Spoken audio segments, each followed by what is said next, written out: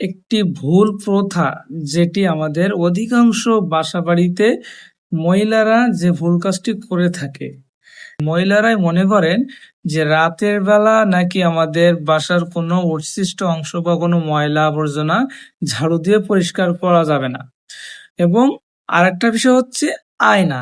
আয়নায় নাকি মুখ দেখা যাবে না। তো এই ২ টা আমাদের বেশিরভাগই প্রচলিত আছে। তো এই ২ টা বিষয় অধিকাংশ এলাকায় এটি প্রচলিত আছে এবং অনেকে এটি বিশ্বাস করেন যে আসলে এরকম কোনো বিষয় কিনা। তো এটি সম্পূর্ণই একটি ভুল ধারণা আপনাদের। শরিয়াতের ভিতরে বলা হয়েছে পরিষ্কার পরিচ্ছন্নতা হচ্ছে ঈমানের অঙ্গ। তাই আপনি সকালে হোক বা রাতে হোক বা বিকালে হোক, যখনই খুশি আপনি আপনার রুমকে, আপনি আপনার ঘরকে পরিষ্কার পরিচ্ছন্নতা রাখতে পারেন। এটি কোনো সমস্যা না। এটি সম্পূর্ণ আপনাদের একটি ভুল ধারণা। এটি সম্পূর্ণ একটি ভুল ধারণা এবং ভিত্তিহীন। এই জন্য এগুলো আদিম যুগের কিছু সংখ্যক মানুষ এই ধরনের প্রথাগুলোকে বিশ্বাস করত। এটি মানার প্রয়োজন নেই কোনো প্রকার।